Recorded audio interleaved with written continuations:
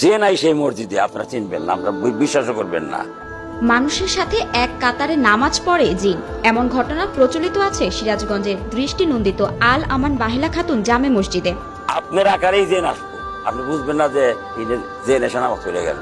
শুভ্র সাদা রঙে মোড়ানো তিনতলা এ মসজিদ বানাতে সময় লেগেছে 12 বছর। দিনের আলো শেষে রাতের আধার নামলে নজর কাড়া আলোকবাতিতে আলোকিত হয়ে ওঠে 1 একর জমির উপর করা এই মসজিদের পুরো চত্বর।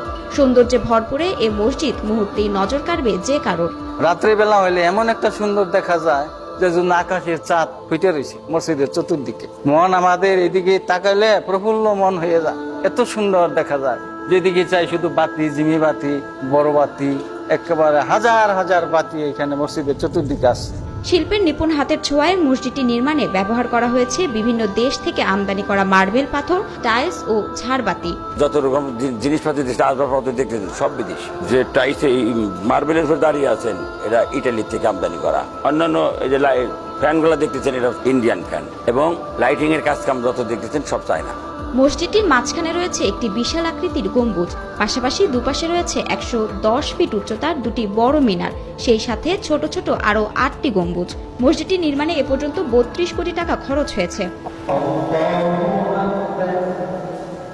সিরাজগঞ্জের বেলকুচি উপজেলার শিল্পপতি মরহুম মোহাম্মদ আলী সরকারের ব্যক্তিগত অর্থায়নে 2012 সালের সেপ্টেম্বর মাসে বেলকুচি পৌর ভবনের পাশে তার ছেলে আল আমান ও মা বাহেলা খাতুনের নামে আল আমান বাহেলা খাতুন জামে মসজিদ নির্মাণের ভিত্তিপ্রস্তর স্থাপন করেন।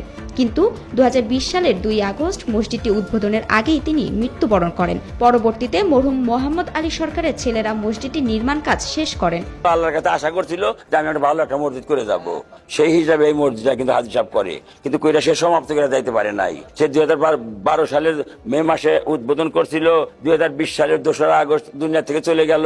আর অসমাপ্ত অবস্থায় আমরা 2021 সালের 2 এপ্রিল আমরা উদ্বোধন করলাম। মসজিদটিতে মুসল্লিদের ওযুর জন্য রয়েছে 2টি আধুনিক ওযুখানা। প্রধান ফটকের সামনে সিঁড়ির দুপাশে ওযুর পানি রাখার জন্য রয়েছে স্বচ্ছ কাচে মোড়ানো 2টি বড় বড় পানির পাত্র, যেখানে স্বয়ংক্রিয়ভাবে ফিল্টার হয়ে পানি জমা হয়। জমা হওয়া পানি কমে গেলে আবার স্বয়ংক্রিয়ভাবে পূর্ণ হয়ে যায়। এখানে ওযুখানাটা এমন ভাবে তৈরি করা হয়েছে যে সব সময় পানিটা ভর্তি থাকে এবং অনেক লোক একসাথে ওযু করলেও পানি কখনো কমতে হয় না, এবং ওযুখানাটার ডিজাইনটা অত্যাধুনিক। কয়েক কাতারে কয়েকশো লোক হয় এই মসজিদের জামাতে। মসজিদের খাদেমের দাবি, মসজিদটিতে শুধু মুসল্লি নয়, জিনরাও নামাজে অংশগ্রহণ করেন। মসজিদে আমরা যখন নামাজ পড়তে আসি, আজান হয়ে গেল, মুসল্লি নাই 10-12 জন মুসল্লি, আর মুসল্লি পাওয়া যায় না।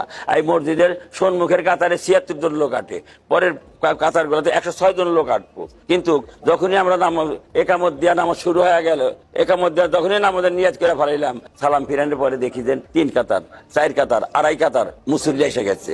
অথচ এখানে মহল্লাই নাই আমাদের, তবু আল্লাহ কোথা থেকে এই মুসল্লিগুলো আইনা দেয় আল্লাহ রাব্বুল আলামিন ভালো জানেন। 2 হাত তুলে আল্লাহর দরবারে করেন ফরিয়াদ। আবার কেউ মসজিদের ছাদের নিচে মশগুল হয়ে পড়েন কোরআন তেলাওয়াতে। সারা বছরই মসজিদটি দেখতে ও এখানে নামাজ আদায় করতে প্রতিদিন দেশের বিভিন্ন প্রান্ত থেকে নানা বয়সের মানুষ আসে এখানে।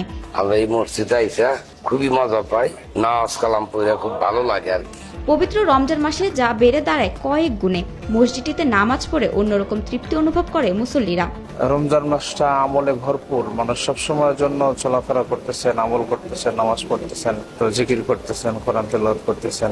মনে হয় যে আমলের একটা পরিবেশ সবসময়ের জন্য মসজিদে আছে, এজন্য অনেক শুকরিয়া আদায় করি। 3 তলা বিশিষ্ট আল আমান বাহেলা খাতুন জামে মসজিদটিতে একসাথে প্রায় 7,000 মানুষের নামাজ আদায় করতে পারে।